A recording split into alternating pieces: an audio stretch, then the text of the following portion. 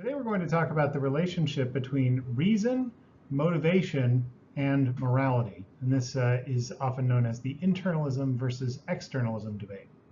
The literature on this is pretty expansive, but a good place to begin is Stephen Darwall's work. Stephen Darwall is an American philosopher who teaches at Yale.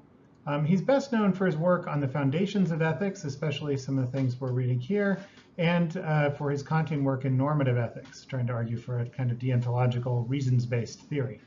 We're going to start by looking at a few conceptual categories and trying to think about the possible relations between them. And this will be guided by a few questions. The first is, what is the relationship between moral obligation, reason, and motivation?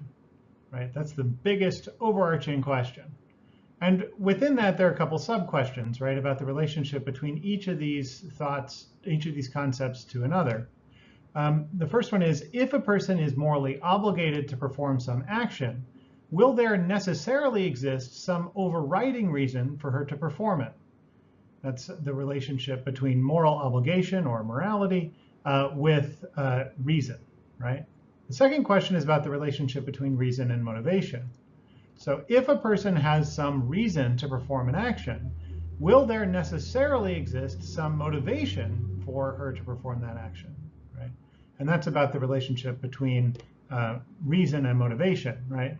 So there are a bunch of possible views you might have here, and our discussion is going to be driven by comparing somebody like Immanuel Kant, who has a really strong view of this relationship between these different categories, and somebody like Philippa Foot, who has a much more pessimistic view about the relationship between these things. So Immanuel Kant's view is basically that moral obligation necessarily implies a reason for action, and a reason for action necessarily implies, at least in the moral case, a motivation to act. There are a couple of other in-between positions you might have. So you might say that moral obligation does not provide a reason in every case for somebody to act, but every time you have a reason, that entails that you have a motivation, right? That's one possible view. Another is that you might think anytime you have a moral obligation, you have a reason to act. But when you have a reason to act, that doesn't always mean you have a motivation.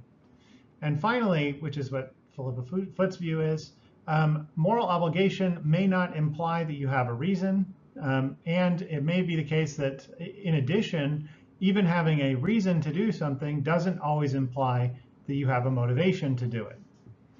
What is the connection between morality and reason? Well, there are a couple different positions you might pick from. The first is what Darwall calls morality/reason's internalism.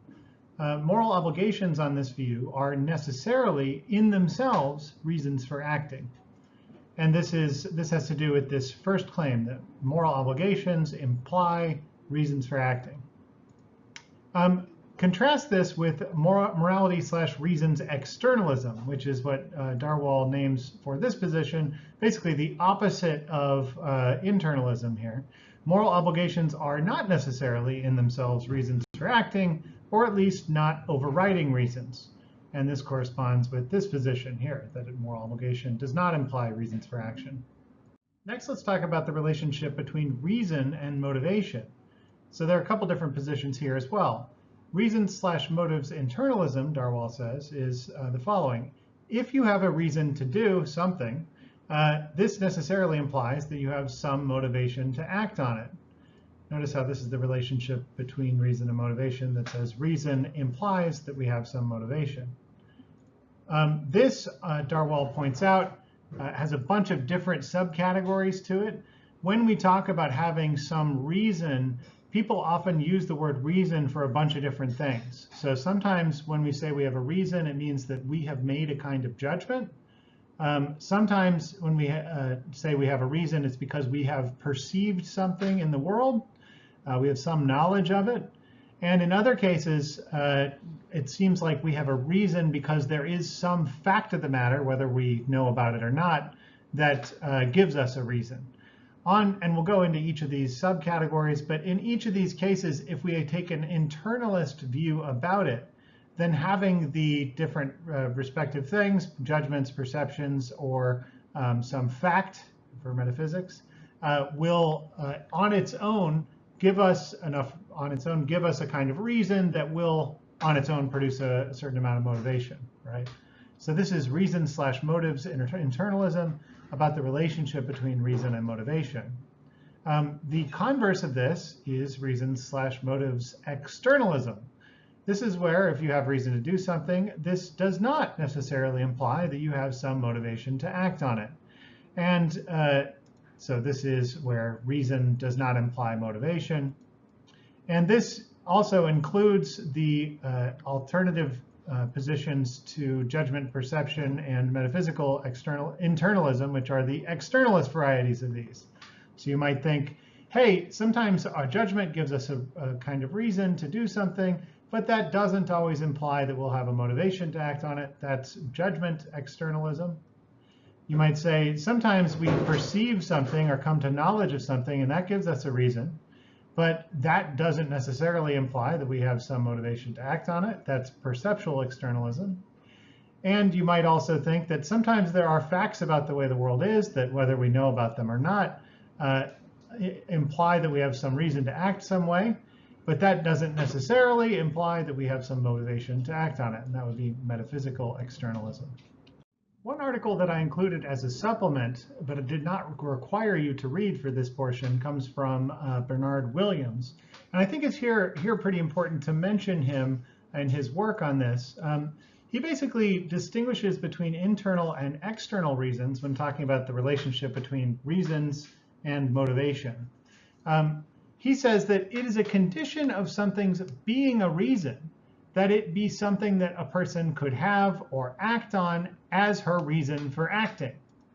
And he says, look, these are internal reasons. So internal reasons are those reasons that an agent could act on given her desires and beliefs. Conversely, external reasons would be those reasons that an agent could not act on given her desires and beliefs.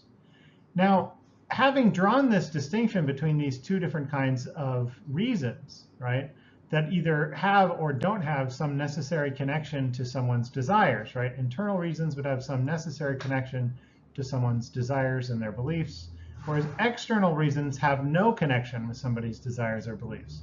So just to give you a kind of motivation for this, an internal reason would be one that to do something that you already desire to do, right? Or to do or to believe something that you have good reasons to believe already.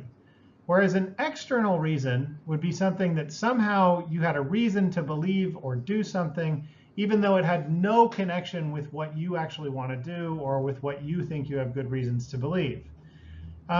Because of the way external reasons are defined, Williams thinks that there's no way that external reasons are real, right? He thinks external reasons are problematic because they assert the practical relevance of a consideration, even though the agent herself might remain utterly unmoved by engaging that consideration in rational deliberation. And as Darwell puts it, and I think maybe quoting Williams here, this would be not really a reason for acting, but rather a kind of bluff, right?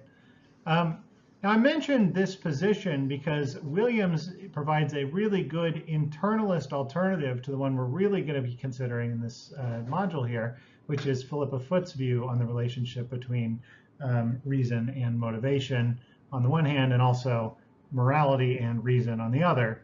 On this, so I just want you to be clear that there is this other alternative, right? And I would strongly recommend, if you're really interested in Foot's argument, as we'll go through it, to look also at Williams's argument, because he provides the alternative view, I think, and it's quite good. So we've got these three really important concepts: morality, reason, and motivation. And we're trying to figure out what the proper account of the relationship between these concepts is. But I wanted to make it clear why this is relevant. Why does it matter that we get this right, right? The basic reason is that depending on which account we prefer for each of the relationships between these different concepts, this will have radical implications for other concepts in metaethics, right? So just to give you an example, talking about some of the people we've discussed already, in arguing that morality cannot be objective, Ayer, Blackburn, and Mackey all accept some form of internalism about the connection between these different concepts, right? So just to take Mackey as an example, he thinks that ordinary common sense is committed to the idea that there are objective moral facts, that there are objective values, things that would exist without us, right? Without even us thinking about them, or if we all changed our minds, they would still stay the same. Mackey thinks our common sense is committed to that idea. Not only, though, is our common sense committed to the existence of those objective values, but in addition, they have special features, right? So if those values, in fact, existed, according to his version of what he thinks common sense is, right, recognizing that those values exist ought to provide us on its own necessarily with reasons for acting in accordance with those values, right? So if murder is wrong objectively as a fact, recognizing that murder is wrong ought to always imply that we should act in accordance with its wrongness, right? That by not murdering. And in addition, he thinks that by recognizing that it is a reason for us to act, we will be automatically, necessarily motivated to act in accordance with that reason, right? And so in giving that account, right, what he's doing is saying there's this tight conceptual connection between these three different concepts, right? And notice that if that were the case, Mackey's conclusion is that those things could not possibly be real. That if there really is this strong relationship between those concepts don't refer to anything that actually objectively exists. So I should make it clear that if you think these concepts really do have this tight conceptual connection such that one necessitates another, that implies some really strong claims about what moral facts are and what they must be doing and how we come to know about them, right? And so the stronger you think these relationships are, the more likely you are to be an anti-realist about morality. Whereas a lot of realists about morality will say, no, moral facts, whatever they are, don't have this tight connection maybe to reason, and maybe the reason itself doesn't have this tight connection with motivation. Now, on these views, either judging that something is a moral fact, or maybe perceiving that it's a moral fact, or maybe the mere existence of a moral fact, whether we perceive it or not, each of those imply that someone must be motivated to act in accordance with it. And in addition, Eyre and Blackburn in particular think that our judgments about those facts, because those judgments couldn't possibly be getting at these real facts with these mysterious properties, they must not be descriptively meaningful. That is, we must be just trying to express our emotions, because we couldn't really be talking about these special facts with these special relationships to reason and motivation, right? And as I just said, for Mackey, he thinks that those facts would make, those features of moral facts would make them queer, right, in his parlance, and thus incompatible with a kind of scientific perspective on the world. That, in general, is the lesson here. If you think there's this really tight connection between these things, it's going to be hard to make them compatible with a scientific or naturalistic understanding of the way the world is.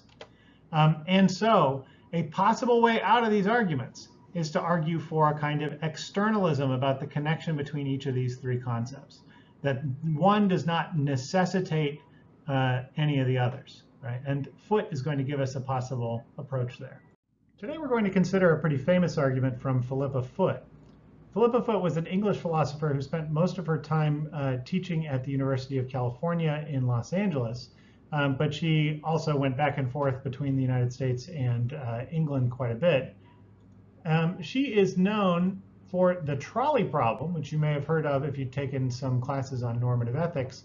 She's the first one to have originated this idea as a kind of interesting thought experiment for comparing different normative theories.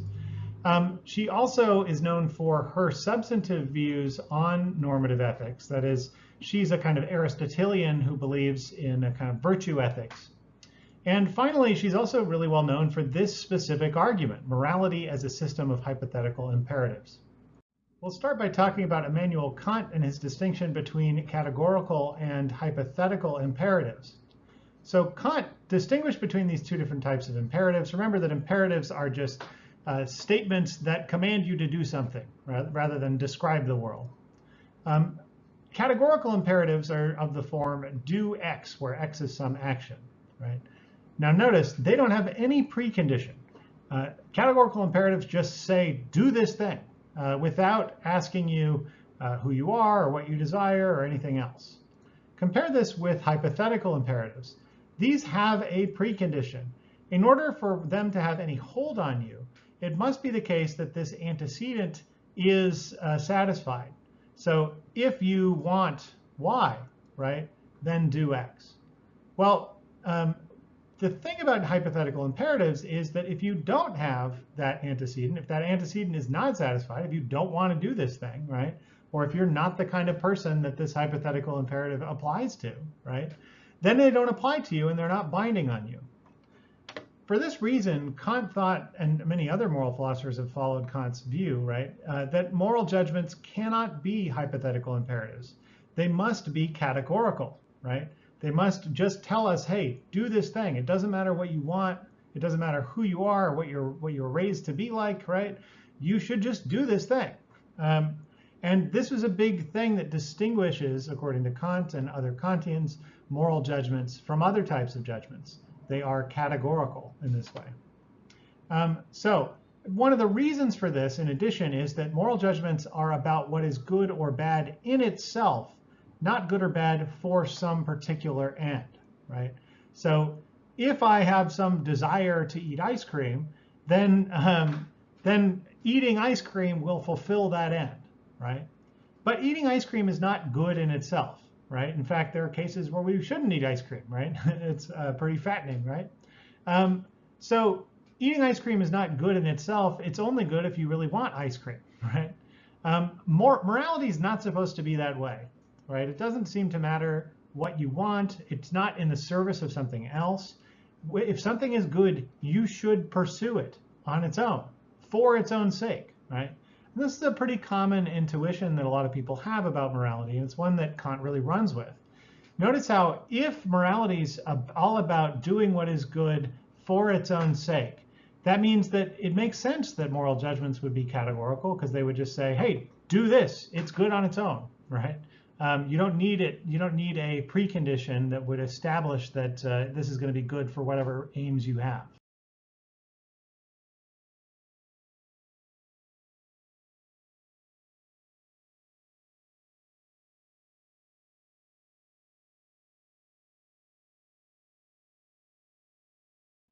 Philippa Foot accepts that there are, in fact, these two different uses of the word should, or the word ought, where one of them is hypothetical and the other appears to be categorical.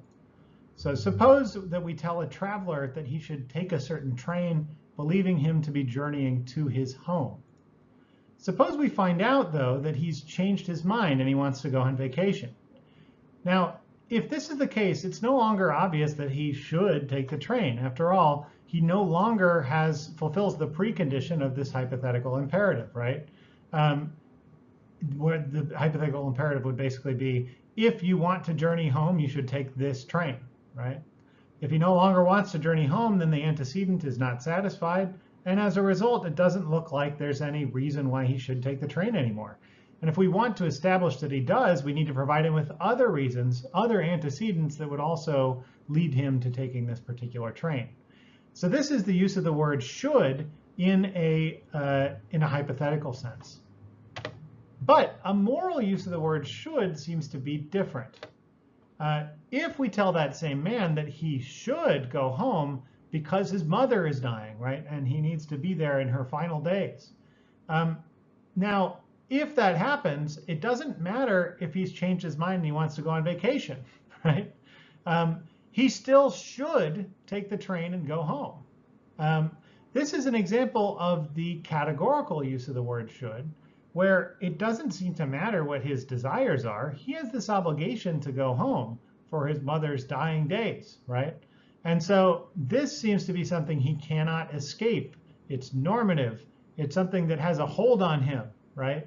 And that use of the word should is the one that Kant and other Kantian type philosophers, even non-Kantian philosophers, have accepted, have thought that's a really important conceptual distinction that maybe matters for distinguishing moral judgments from other types of judgments. One of the reasons why this argument is so famous is because it takes aim at this basic assumption that a lot of philosophers had, which was that being categorical was the mark of a moral judgment. It was one of the things that we could point to as making moral judgments significantly conceptually different from other types of judgments. But Foote points out that actually etiquette has this same feature. She says, in etiquette, rules can apply to someone even if they have no desire to conform to those rules. And if someone, for example, attends my birthday and they spend the entire time at my birthday party hawking chewing tobacco into a spittoon, right? It doesn't matter if this person doesn't care about etiquette, right? I would still think they shouldn't do that even if they don't care about etiquette, right? And in that sense, when I say you shouldn't spit chewing tobacco into that spittoon during my birthday party, when I say that, notice what I've done. I haven't said if you care about etiquette or if you want to be a nice person, etc. I've just said you shouldn't do that. Notice how that is categorical, right? I haven't given you any preconditions that depend on you desiring to be nice at the party or whatever, right? I've just said don't do that. Now, it's still true that he shouldn't do that even if he wants to, right? He really shouldn't do that because it's against the sort of rules of etiquette that we have. And right, so this appears to be categorical. But what this seems to mean is that when a rule is stated categorically, it doesn't make it obvious that it must be conceptually different from other types of rules, right? Etiquette can seem to be categorical, and yet we don't think that it's the same thing as morality, right? So Foote is using this as a kind of way of saying, look, people had thought that categoricity was a thing that really sets moral judgments apart from other types of judgments, right? Moral rules apart from other types of rules. But something as simple and trivial as etiquette seems to also have that same feature, right? And so maybe this is not the thing that really separates moral judgments from other ones. So what does distinguish moral judgments from other judgments? One possibility here is that morality is based on reason. And as Foote says, it is supposed that moral considerations necessarily give reasons for acting to any man. So if, for example, someone says, why shouldn't I steal? Oftentimes philosophers, especially working in this Kantian tradition, will attempt to show that this kind of question is inconsistent, or that acting in this way is inconsistent, right? Somebody steals and then says, hey, why not? Why shouldn't I? Well, according to Kant, for example, showing that this person is already implicitly committed to stealing will show that his action is in fact irrational and will provide him a definitive reason for not stealing.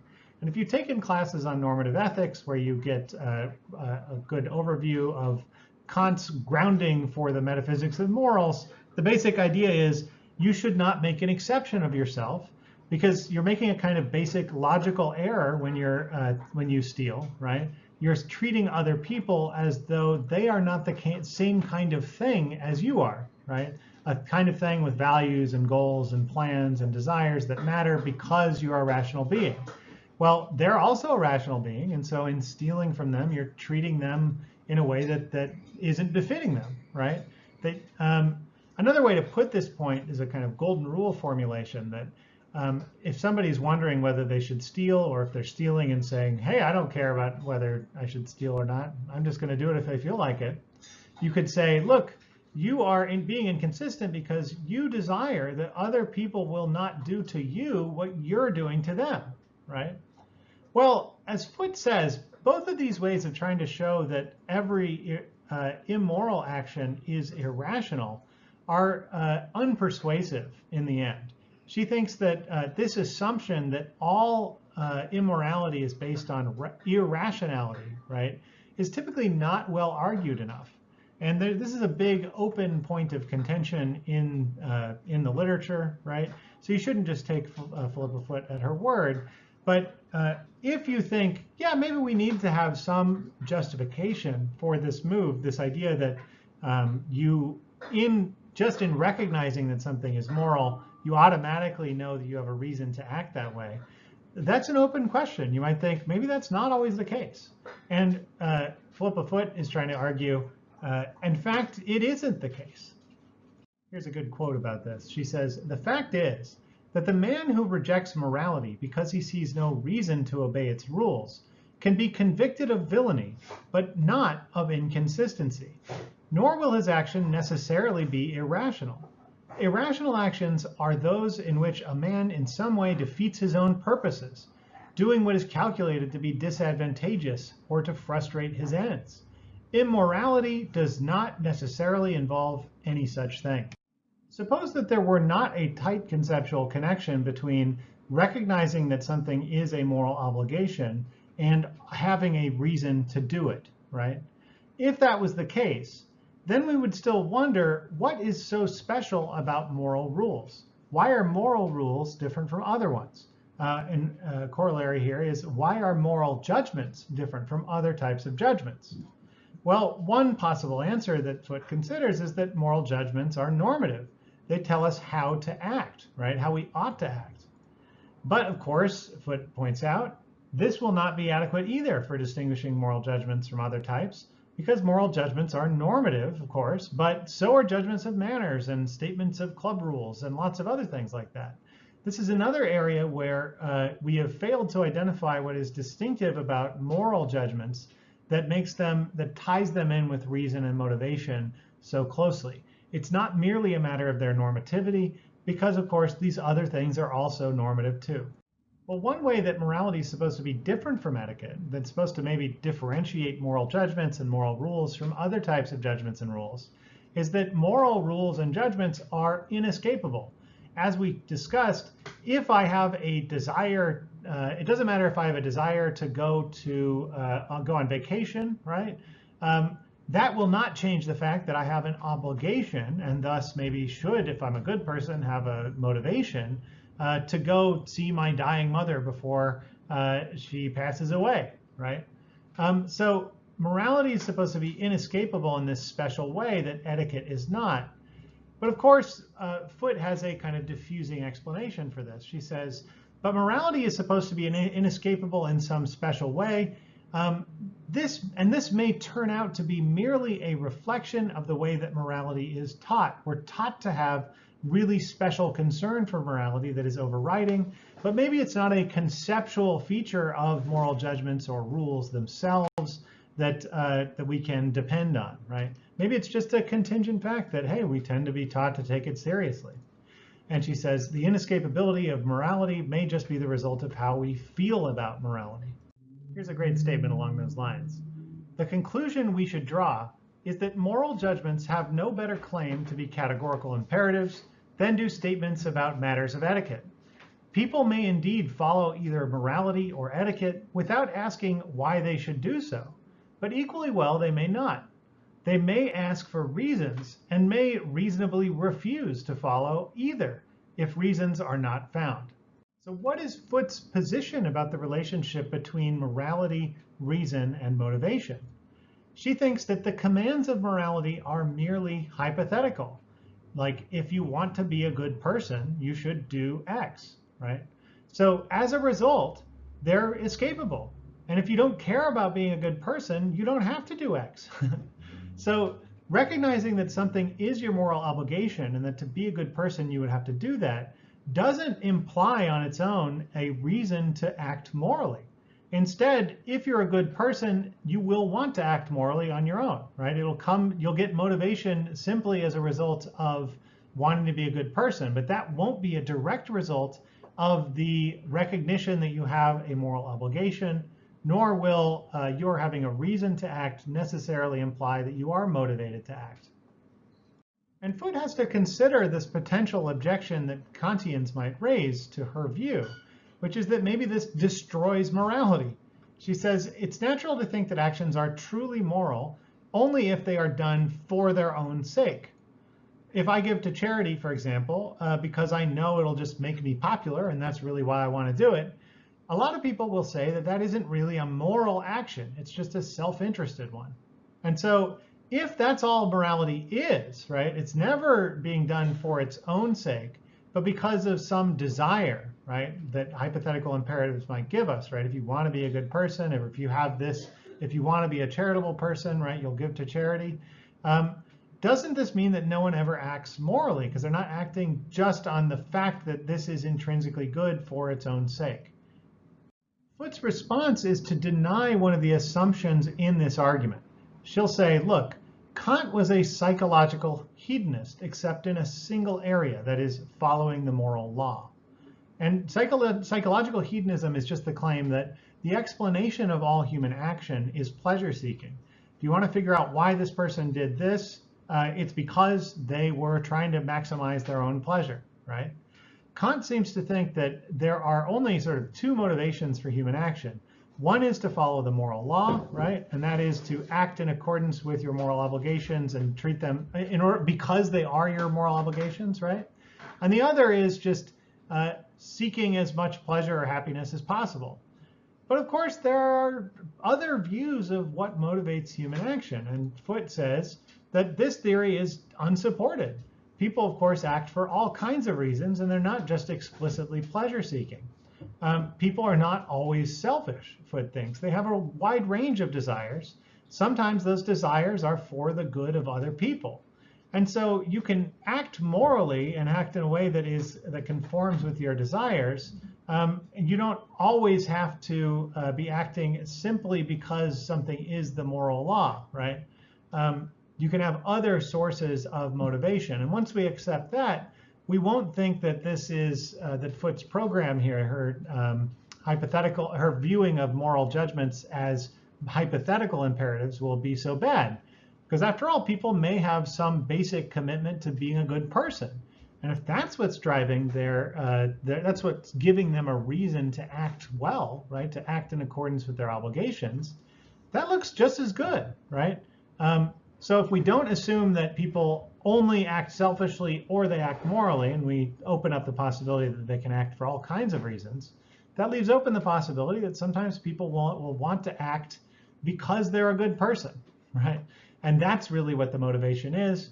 That looks like a way in which hypothetical imperatives might ground morality without actually without destroying it. So here's a question then for an account like Foot's. If being moral is not an obligation of reason itself, such that immoral people are irrational, right, then do we still have a duty to be moral? Well, it wouldn't be correct to say that you have a duty to be moral, but it would be correct to say that a good person, that is a person that fulfills certain prerequisites where they have a desire to be good already, right? That person is one that cares about morality for its own sake, right?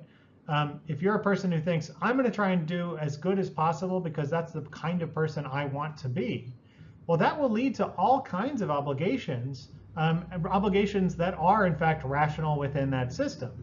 But if you're trying to ask for an external reason that says, hey, according to rationality itself, do I have some rational obligation to be good or to desire being good? The answer to that, Foot thinks, is that there just isn't one, right? There's nothing outside of the system of hypothetical imperatives that is basically supported by your desire to be a good person.